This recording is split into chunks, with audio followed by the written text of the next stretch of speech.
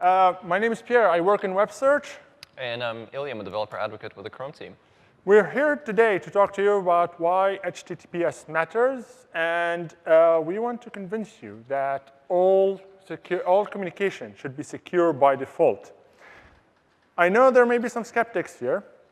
We're going to talk about the motivation to explain to you why that's the case. We're going to talk to you about some common questions and misconceptions that we've seen. And we're going to give you some hands-on tips and best practices about how to go about doing that. So, Pierre, I'm glad that you mentioned the skeptics, because I think most of us will agree that secure by default and HTTPS matters for things like e-commerce and banking. But I think what we're saying here is actually much, much stronger, right? There's a reason why the title of our talk is HTTPS everywhere. And that is, we should be using secure by default communication for all communication everywhere. And that includes my playlists, the news articles I read and where I read them, and all other things that I do online. Because while it seems like individually the metadata that is available that you can gather by looking at these unencrypted sites is benign, when you actually put it all together, it reveals a lot about my intent and can actually compromise my privacy. So that's actually a very interesting point. I see my website there. I didn't ask for this, by the way. And I write about tech news stuff. It doesn't sound like sensitive. Does that mean I really need to encrypt it too? Well, I think you know my answer. The answer is yes, and there are actually two reasons for that. The first reason is you want to protect the privacy of the visitors coming to your site. So as we said, it's not just your site, it's also other sites. And second is you want to protect your site as well. So all of us are developers here. We're building sites and services. And we want to make sure that we don't give out access to malicious participants. For example, you maybe have an admin section of your site. Or you want to make sure that your service is not compromised by a malicious attacker. So when we talk about security, we actually mean three specific things. We're talking about authentication, data integrity, and encryption. Authentication makes sure that the servers that we are talking to are who they claim to be. So for example, if you're talking to your bank, you want to make sure that you're talking to the right entity. Data integrity means that the data is not modified while it's in transit between your client and the servers. And encryption, of course, protects the actual communication from eavesdroppers such that they can't figure out what's going on here. And this is actually an important point because when I'm talking with people, when we say HTTPS, people immediately think it's only about encryption. But in reality, you need all three. They're equally critical. Because just to give you a simple example, is that you can actually have an encrypted channel to an attacker. And you wouldn't know any better, and that's not actually protecting you. That's why authentication and data integrity kick in, and all three of them are what form a secure website. Right. So the good news is this is actually all taken care of for us by transport layer security. So for those that are not familiar, transport layer security is a protocol. And when we talk about HTTPS, we actually are just talking about HTTP running on top of TLS. And of course, TLS is actually used for a variety of other applications as well. For example, the Gmail team uses TLS to secure mail delivery. But in this particular session, we're going to focus on HTTPS and on the web in particular. So I think a lot of this sounds very abstract, authentication, data integrity, and other things. So let's actually take a look at a hands-on example. So we've been scheming this kind of crazy idea. We want to launch a new service, tasktip.com, where you can come and create guides and find guides for everyday things. Anything from how do I make a great omelet to how do I configure my Wi-Fi router. So let's actually step through the exact steps of how we would make it secure by default. So before we get into this, like tasktip.com, what we're saying, one of the things, motivating examples we had is that we're going to tell people how to make a good omelet. And that doesn't sound that sensitive. So I want to go back like what we said earlier. Like, does this really, do we need to bother with HTTPS here? Well, once again, I think you know my answer. But I'm curious, what do you guys think? Show of hands, how many people think that we should encrypt and deliver all of the content via HTTPS? All right, so there's definitely some skeptics here. So let's work through some examples and see how things can go wrong. So first of all, Pierre, I know that you're coming from the London office, so you're probably a little bit jet-lagged. You came here for I/O, and I'm guessing you had to pay a couple of visits to your local coffee shop. That's true, yes. OK. You're also coming from London, which tells me that you probably have roaming charges on your phone. And let's face it, those are pretty high still. So you're probably pretty happy to use their Wi-Fi as well. That's true, too, yes. OK. Well, when you use unauthenticated Wi-Fi or unsecure Wi-Fi, passive attackers can actually just listen in and gather data about what you're doing. So they can see which sites you're browsing to, what you're doing, how much time you're spending on each article, and that includes all guides on taskstep.com. So that's a problem. So the combination of all of these signals actually reveals quite a bit about what you're up to. And that's kind of scary, isn't it? Yes, that is very scary. But the other thing is that the key point is what Ilya was saying, is that any individual visit is not interesting on its own. It's when you start looking at, in aggregate, about all the behavior that somebody eavesdropping on that insecure connection, that you can start to build a bigger picture and a better idea about what that person is doing. And this is why you need to secure everything, because you don't want to be part of that pile of information that your users are inadvertently showing to the world. Right. So as owners of, owners of the taskstep.com site, we want to protect the data of our visitors, right, to protect them. But also as good citizens of the web, we want to make sure that the web is getting better, it's getting more secure. So that's a good thing too. Now, compare this scenario if we had HTTPS deployed on all of the sites. So instead, when you're using this public Wi-Fi, all of the communication would be done over encrypted channels with each of the servers. So the attacker couldn't just listen in and figure out what we're up to. So this sort of passive attack where you just kind of take a seat back and just listen to what's happening is basically impossible, which makes the web more secure. Now, this is great, right? This protects our users. But HTTPS also provides important features for us as site owners to protect our site. So let's talk about another example. Instead of just being a passive attacker and just listening on what's happening, an attacker can actually target your site, right? So perhaps you have a particular user that the attacker is interested in. They could actually trick the user into visiting a site that is hosted by them, at which point all bets are off as to what they could do. Yes, and this is actually quite scary. If somebody's actively attacking your users like that, what that means is that they get to change every single bit about your website, and you wouldn't know any better.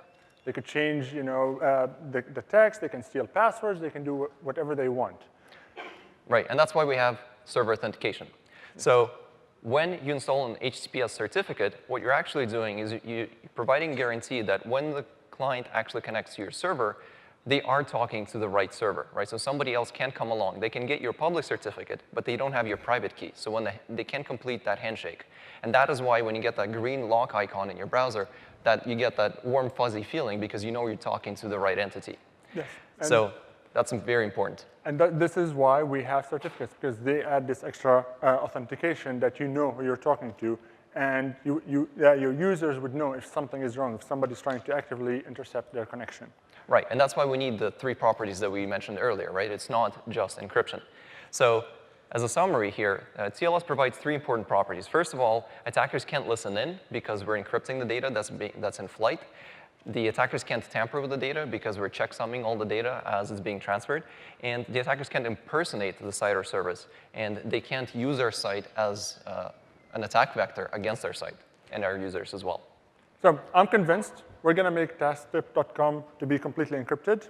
What we'd like to do now is to look at some practical tips about how to go about doing that.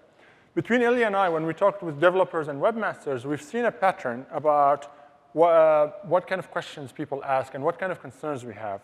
And so what we've seen is this uncertainty, and people are afraid. In reality, once you know what you need to do, it's actually quite simple. So to help you think through these things, we've come up with this list of tips about what you need to be doing. We've broken it into 2 parts. One is about the operational stuff. How do you buy a certificate? How do you set it up on your website? And the other one is that most content right now is not secure on the web. So how do you migrate to a secure website?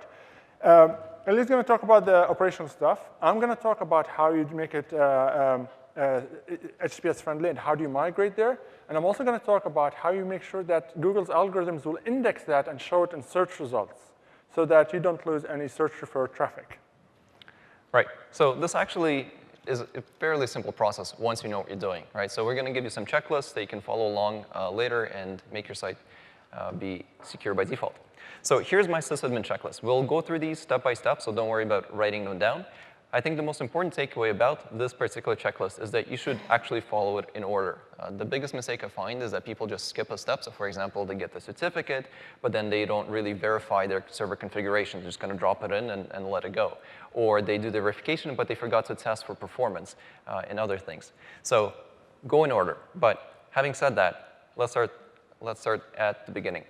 So first things first, you should be using 2048-bit certificates. If you already have HTTPS on your site and you're using a 1024-bit certificate, that is no longer strong enough, so please upgrade and get a new certificate. And speaking of getting new certificates, perhaps the biggest and the first question that I get is, well, what about cost? Are these things super, super expensive? And the answer is, it depends on your use case. If you have a non-commercial use case, for example, I run a personal tech blog that's a non-commercial site, you can actually get a free TLS certificate from a number of different providers. If you have an open source project, you can also get a free certificate from a variety of providers. Use your favorite search engine to look for those, and you'll find them. Now, if you have a commercial use case, then you need to think about what type of certificate you actually need for your site. And that's actually something that I've always been confused about. How do I know which one do I need? And so, can you help with that? Right, so it's actually pretty simple. The single host certificate is the cheapest one, and it's exactly as it sounds. You have a fairly simple site where all of your content resides at example.com, for example, right? And you serve all of your content from there, and that's all you need. Then you need a single host certificate. That'll cost you $10, and you're off to the races.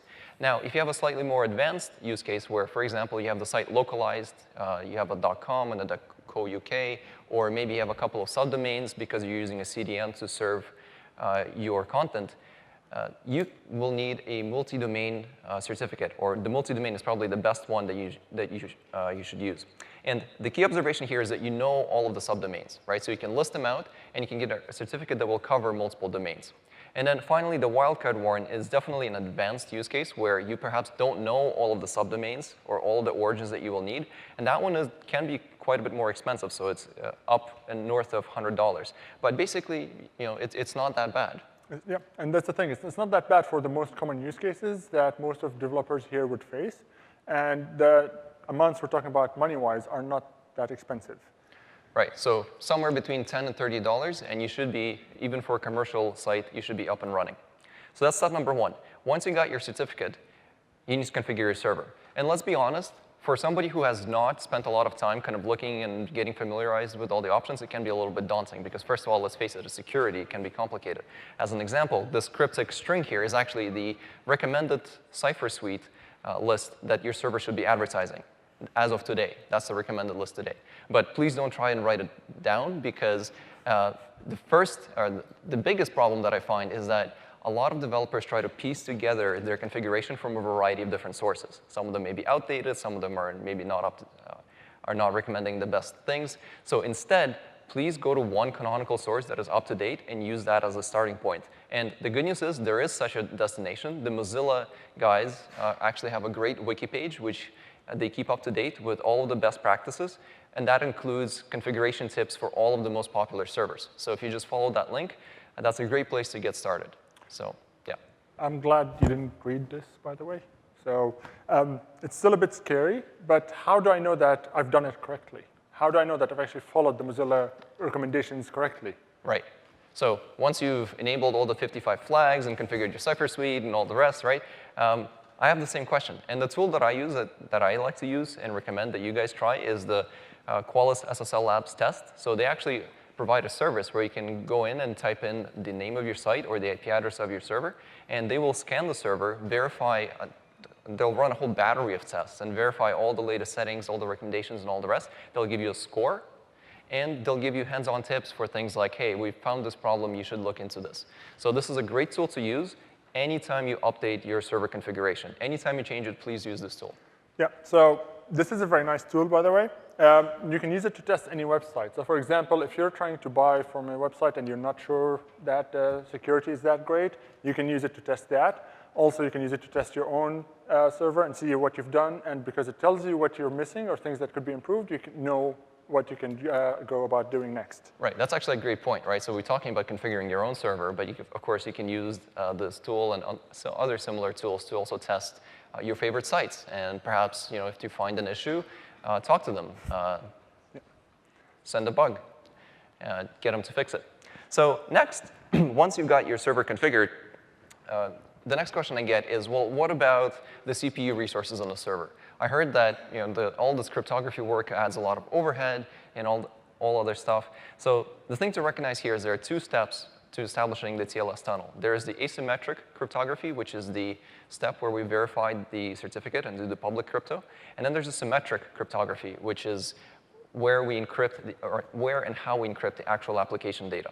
The first part is the expensive part. And as Jacob points out here, it is very important that you leverage things like keep alives and session resumption to optimize for the step. So keep alives allow you to reuse the same connection between different requests, which means that you will only need to do that handshake once, and then the actual overhead is much, much less.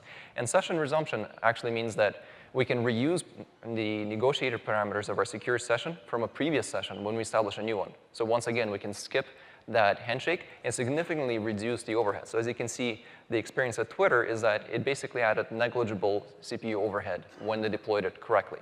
And the emphasis, of course, is on correctly. Correctly, exactly, yeah. So after that, the next question is, well, OK, great. But I'm still not convinced because there's a bunch of vendors, and there's a lot of literature that I've read about things like dedicated hardware and TLS offloading and all of this other stuff. And the answer there is, it is true that about a decade ago, these handshakes were so expensive that we actually needed extra and dedicated hardware that you had to buy. That is no longer the case. Modern CPUs are well optimized for the kinds of work that we do in the TLS stack, such that Facebook, Google, Twitter, and others all run TLS purely in software without any specialized hardware. This is all just commodity hardware, and that should work for you guys as well. So that makes things easier. Basically, get a 2048-bit certificate, configure and test your servers, and you get to use the commodity hardware that you're already using now anyway. Anything else? Right. So yes, there is actually. And one of the most exciting things to me personally that's happened in the last couple of years is the development of protocols like SPDY and HTTP2. So for those that are not familiar with SPDY and HTTP2, it's a new initiative to address some of the performance bottlenecks in the existing HTTP 1.1 protocol. And when we enable SPDY, so first of all, it turns out that you need TLS in practice to deploy these new protocols for a variety of reasons. But once you have TLS, this is just basically a config flag away. Most of the popular servers, Apache, Nginx, Jetty, all support SPDY. This is something you can enable. And you can see some numbers here. This is data for some of the most popular Google services after they've enabled SPDY. And this is compared to HTTPS. So we're making the performance much, much better for the actual page load time by enabling these things. So that's pretty awesome. But it's not just making performance better for the users who are visiting the site and improving the page load time. It's actually also improving performance on the server. Because one of the key features of SPDY and HTTP2 is that its goal is actually to use a single connection instead of having many connections open to the server.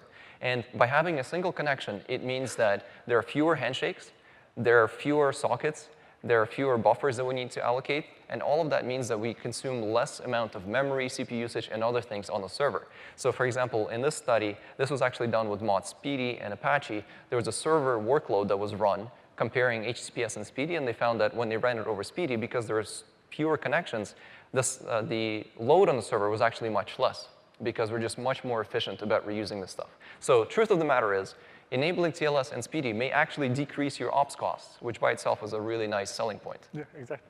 Just do it. Yeah.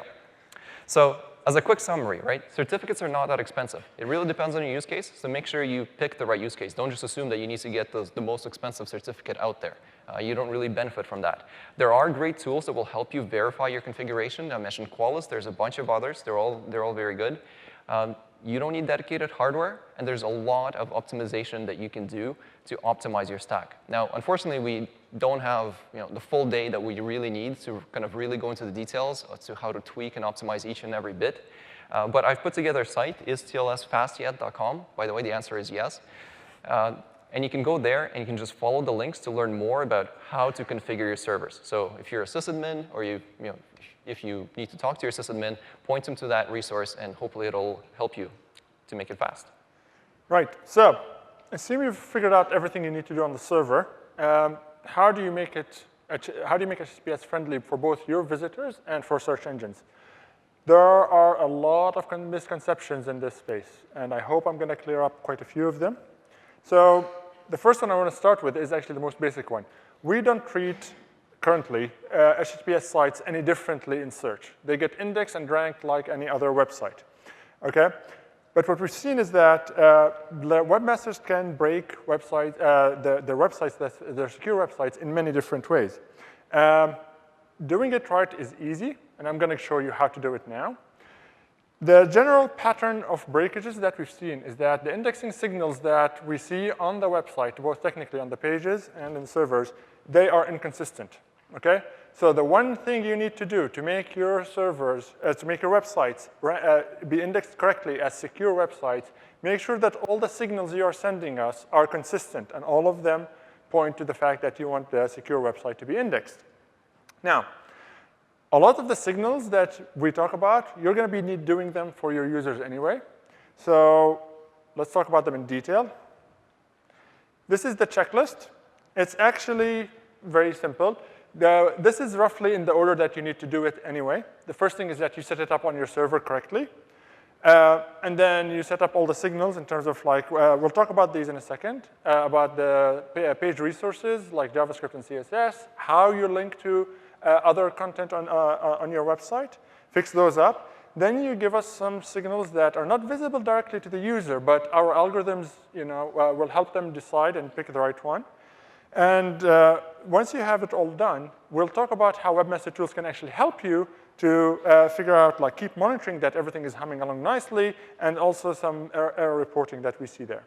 So first things first, make sure that the certificate is not broken. Now, what do we mean by that? There are quite a few ways they can break. The most common one is that we see that the server returns the incorrect host name for the certificate. There's a mismatch, okay?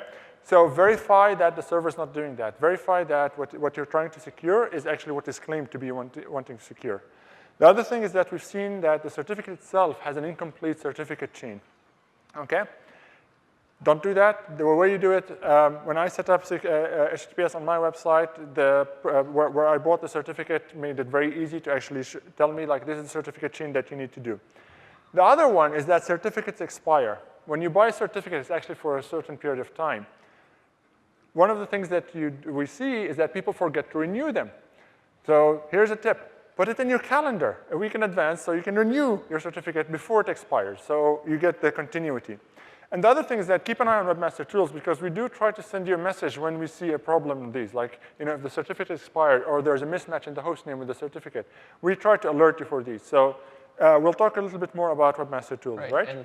And tools like Qualys would actually catch some of those as well. Exactly, so yeah. Please use that.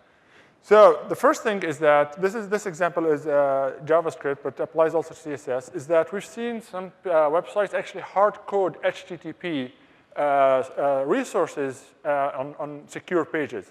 That's a problem.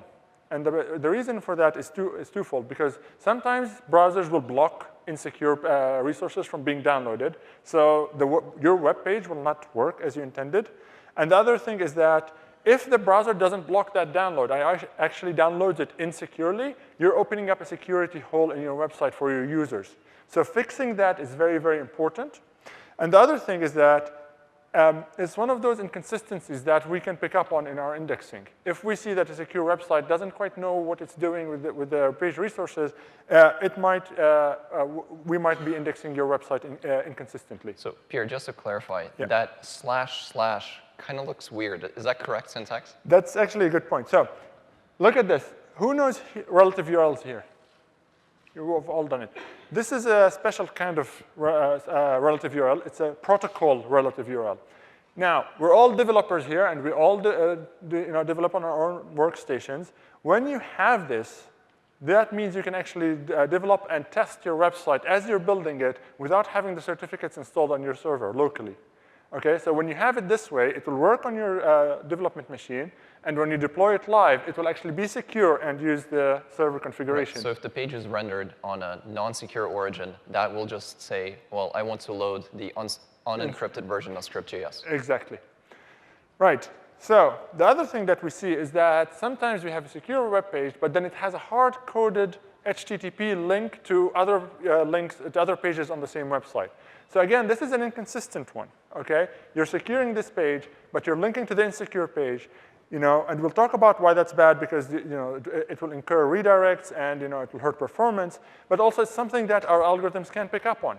If you're being inconsistent about how you're linking, it might actually be a problem for us. And again, if you use the protocol relative URLs, it's actually useful for you when you're developing. So these are the basics. This is the answer about how you can get your secure website indexed. If you know about how this works, there's nothing magical about it. It simply is 2 steps. The first one is that you make sure that any insecure URLs redirect to the secure counterparts, okay? And you use that with a 301 redirect. And the other thing is that you emphasize that signal to our algorithms by having a rel canonical on the page itself, the secure page itself. The rel canonical will point to the page itself. So it's a self-referencing rel canonical, which emphasizes the signal that you're sending us with the redirect, okay? And remember here, both Googlebot and the users are getting this redirect. Treat them the same way, and everything will be fine. Redirects are very, very important, okay? Because that means when the page is being shared, when it's being emailed, when it's being bookmarked, that it's the secure version of the page that is being used here. The other thing is that the redirect is an important signal for our algorithms that say, don't index the insecure URL, index the secure URL, okay? And again, treat Googlebot and users in the same way. Right, and this is also important because chances are you've had your content linked by many other sites, and you want to make sure that those links, or the users that are following those links, end up on the secure version, which is, once again, why redirects are so important. Exactly, and this is especially true for established websites. It's easier when you're starting from scratch, being secure, but established websites that are migrating, that will not be the case, okay?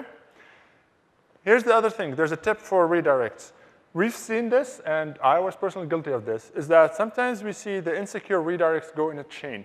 So in this example here, so the insecure, the HTTP URL without the subdomain www actually redirects to the insecure www subdomain, which in turn redirects to the secure version of that. That's extra latency for your users.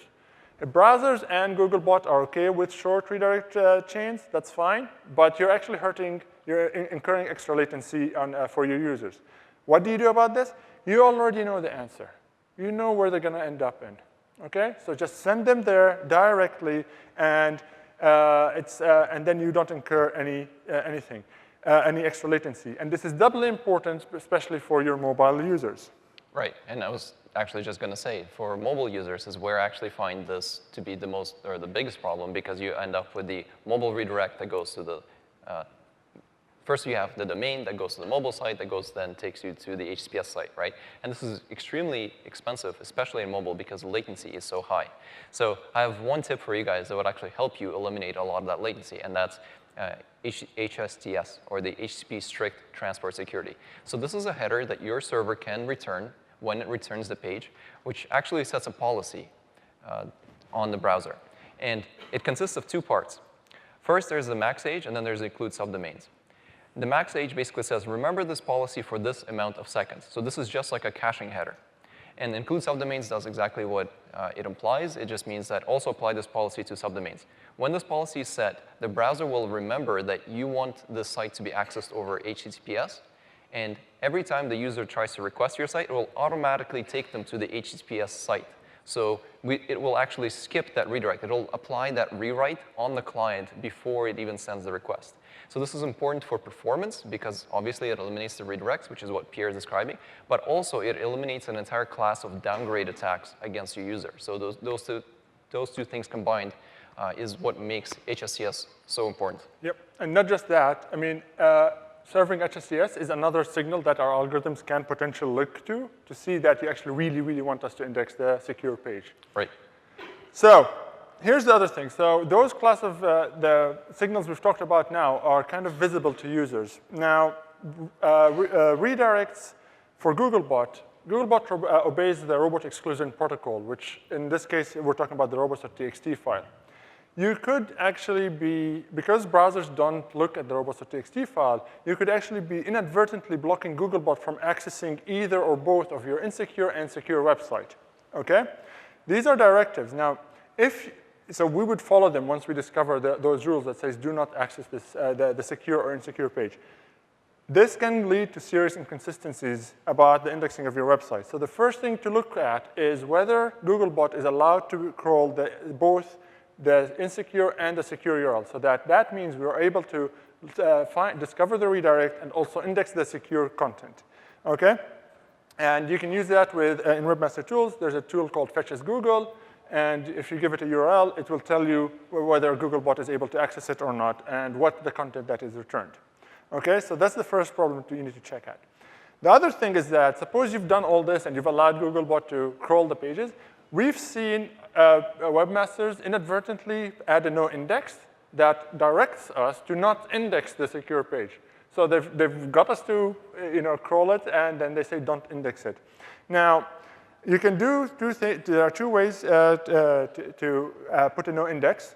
You can do it either in the HTML, and you can do it either as an HTTP header. This is what they look like. Remember, this is not what you want to be doing if you want the page indexed, okay? So don't copy and paste this. This is what you need to be looking for to make sure that it's not there on the page. And again, you can use Fetch as Google in Webmaster Tools to see if that HTML or the HTTP header is being returned, okay? Now, the other thing is that the rel canonical. We've talked about that, and we've seen inconsistencies again, where the secure page, although it redirects and everything, it will actually say the rel canonical has links to, references the insecure counterpart. So it references the HTTP version of the URL. And the problem with this is that A, it's an inconsistency and can lead us to index your content inconsistently. Okay, but also if you do it right, it emphasizes the signal that you're already sending with the redirect. Right, so what I found when I was migrating my site is I had to audit both my past content, right? Because I had examples of where I hard-coded HTTP links, I had hard-coded HTTP resources in other places. And you mentioned Fetch as Googlebot, right? Yes. So using Webmaster Tools was actually very helpful to find these problems. And I know that you guys have been working on a lot of awesome stuff to improve it. Yeah, so thank you. Webmaster Tools is a developer's friend. Use it. The way it works is that you verify ownership of your website. And once you verify ownership, we share with you data that you don't want others to know, like indexing and ranking information about your website. It has a ton of features. I'm not going to go through all of them, okay? So please verify your sites and start exploring. For secure websites in particular, I'd like to highlight a couple of things and give you a couple of tips. So let's dig in for here. The first thing is that I would like you to verify all variants of your websites, and we'll talk about what that means in a second. There's also two reports that you need to be checking. One is called index status, and one is called crawl errors. What are these? Let's start with verifying all versions of your websites. Now, these four here that I've listed, the HTTP, HTTPS, and www, and without the www, are treated as different sites.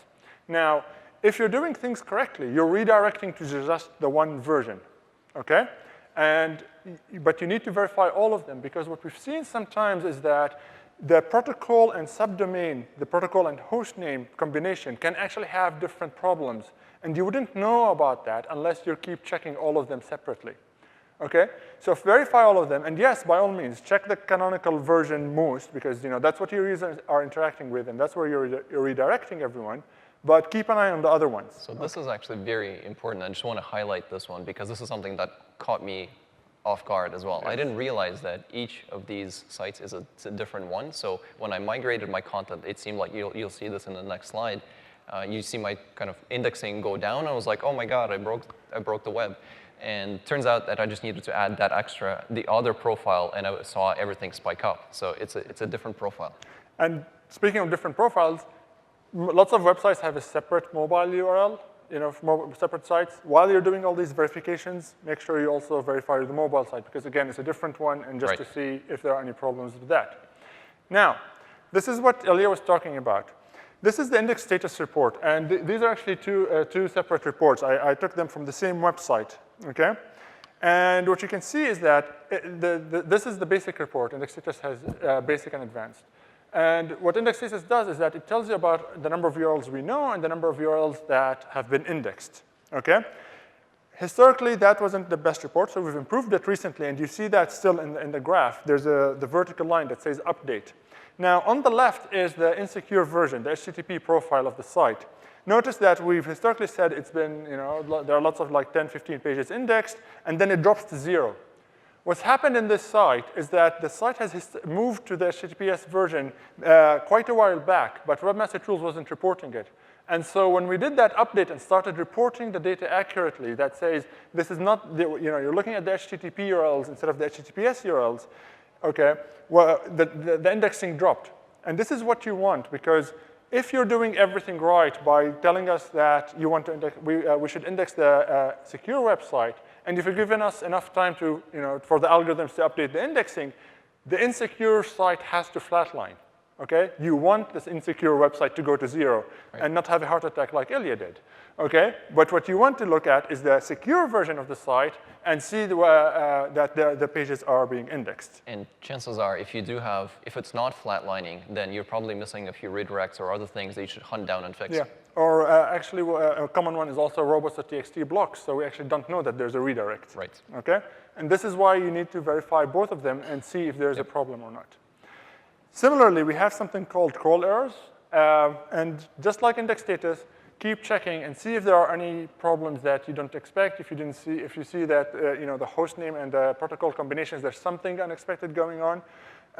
We break it into site-wide and URL-specific ones, and we have smartphone and desktop specific errors. So again, something to keep an eye on. And the last thing is, a couple of weeks ago, we massively improved our documentation for how to move a website. And a move to secure websites from insecure websites is a site move. It's a type of site move. And so I'm not going to go through the recommendations right now.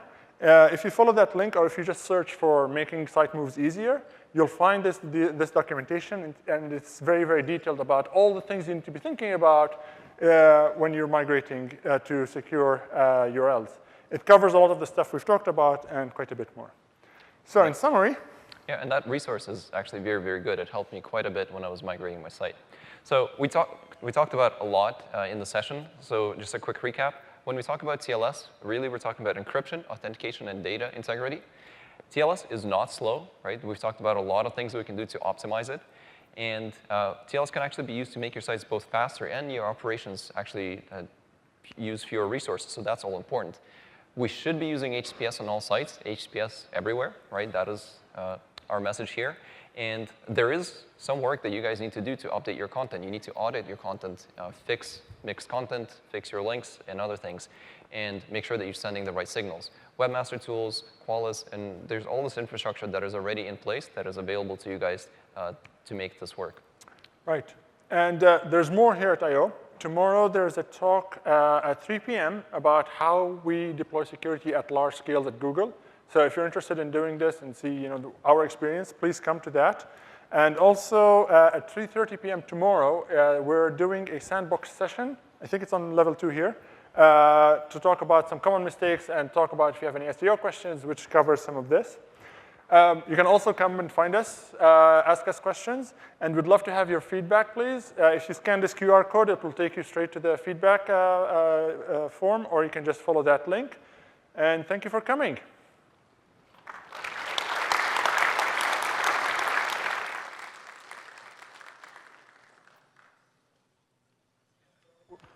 We have a few minutes. If you have any questions, you can ask us now, or you can come afterwards.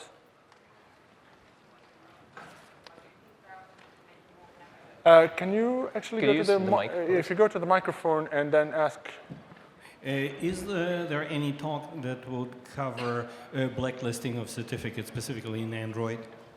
Do you know that? Can you elaborate on that?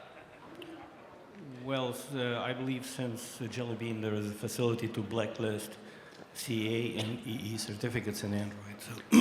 So I'm not familiar with the exact process in Android for blacklisting. There are things in TLS, things like revocation checks, and that are used to revoke bad certificates. I'm not sure about denying access to the entire CA. If you want, we can follow up later. Eric, do you know the answer, Eric?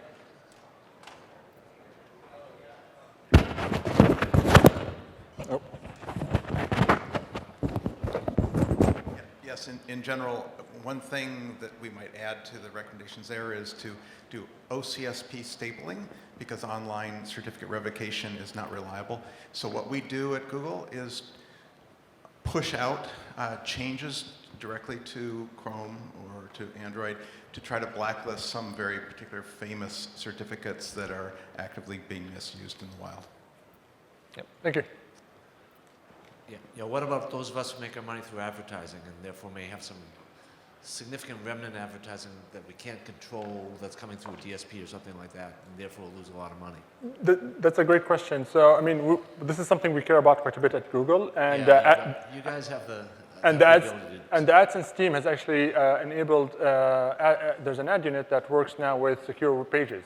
So you can use AdSense for those pages. And I think more and more networks are starting to support secure pages, advertising on secure pages. Yeah, but I think what the best policies should be to have your advertisers make sure they do support secure pages. That's the other thing, is that if you're not using an ad network, if you're talking to advertisers directly, make sure that their infrastructure supports that, because otherwise you'd be including an insecure JavaScript ad unit. Or a DSP. Yeah, and then that won't work, or it might not give you the results you're looking for. Right, but just to highlight what Pierre said, there is now an ad code that you can install which is TLS friendly, which was not the case before. So that was released earlier this year, so please take a look at that. Hi, so I've got a large site with millions of pages, and out of fear of a search traffic catastrophe, I've kind of decided to move just a small fraction of the pages at a time to SSL, but I believe the recommendations say to move the whole site at once. Yes. And I was wondering if you can comment on that. Is this a bad approach? I kind of don't want to do all this at once and all of a sudden find out there's no crawling happening, or I've made a huge mistake and I'm losing money every day. So this goes back to the fear and uncertainty that webmasters go through, and I agree with you. Now, the best thing to do is actually, bite the bullet and jump in, okay? Do it all in one go. Now, before you do that, of course, you need to set up and make sure that the infrastructure does exactly what you need to do. So if you look at the recommendations, they'll say set up a separate copy and test that properly, okay? And make sure that everything is working on that before you move. But once you move, we've seen some really badly implemented site moves that way, that when you move pieces at a time, that doesn't quite work out as you intended. Can you explain why that is? There are quite a few edge cases. So, like, to go back to the example where you would have, for example, if you use the protocol relative URLs to link to other content on your site, if you're on a secure page, you're actually linking to the secure another page that's secure. But if you're not serving that already as secure, you're basically sending them to a page that's is supposed to be secure but isn't, and the browser can throw an error or something like that. Right. Well, so in my case, I will have an excess volume of 301 redirects. I'll have more 301 redirects than I think I would like, but I'm kind of weighing that against the fear. So that's the thing, is that if you follow the guidelines, the recommendations, and if you have any questions about them, please come to our forums. And we also have Webmaster office hours. You can come and join and ask questions directly. And don't have the fear. Just make sure that you follow the guidelines and make sure you follow all the steps. What Ilya was saying, make sure you think about every step that has been highlighted, and you should be fine. Okay, thanks. Yeah, good luck. I imagine that you need to change or have both HTTP and HTTPS in your sitemap.xml or XML. No, you'd need only the HTTPS. So does everybody know what a sitemap is here, by the way? Yeah? Okay, so a sitemap is basically exactly what it says. It's like, here's a list of links, URLs that are on my site. What we recommend is actually have just the one version, which is the secure version of your site in the sitemaps. Now, during the transition, it's okay to actually have an HTTP one, just produce one, and to monitor indexing. Because if you look at the recommendations, we report a number of URLs that are indexed for each sitemap. So if you have the HTTP one, you would start with like 100% index, and you want it over time to drop to 0. And if there are still ones that are still indexed, it would be good to look at why they're still indexed and what's going on there. So during the transition, it's okay to have both, but in the long run, you'd want to move to just HTTPS URLs. Once it flatlines, then get rid of all and that's the thing, is like you don't need sitemaps. So if you want to skip the monitoring using sitemaps with insecure URLs, that's also perfectly fine. So by all means, go ahead and just submit sitemaps with HTTPS URLs only, and you'll be good. Thank you. And just to be clear, I would intend to do this. We switch over to HTTPS in the canonicals, yes, and we set up the 301s. we're going to retain all our indexing and Google Yes. search? Yeah. So it's a per URL process. It's an organic process for each URL. So it's not like the site will move, millions of pages in one go. It's as we process, as we crawl and process each URL. So it will be, it's a move over time. It's not like everything moves in one go. So you won't lose, the indexing signals will be consolidated and everything. So if you do that correctly, you'll be fine. Okay? Right. You might see a bit of hiccuping, but you shouldn't be worried about that. Thank you. So I think we're almost out of time, so maybe just one more. Yeah, last question, please. Hi, so I just wanted to know that do you guys have any suggestions for older browsers? Is there something, like for instance, Android 236 browser does not let you install demo certificates and stuff like that, so is there anything I can do for that? I'm not sure about installing the certificates. I thought you were going to ask about things like SNI. So if you need to support older clients, you will need a dedicated IP address. That's something that you need to look into. So if you're targeting older browsers. But I do believe there's a way to load, like if you need to test, you can load and whitelist certificates on Android, even on the older versions. Okay, cool. All right, thanks. Cool. Thank you, guys.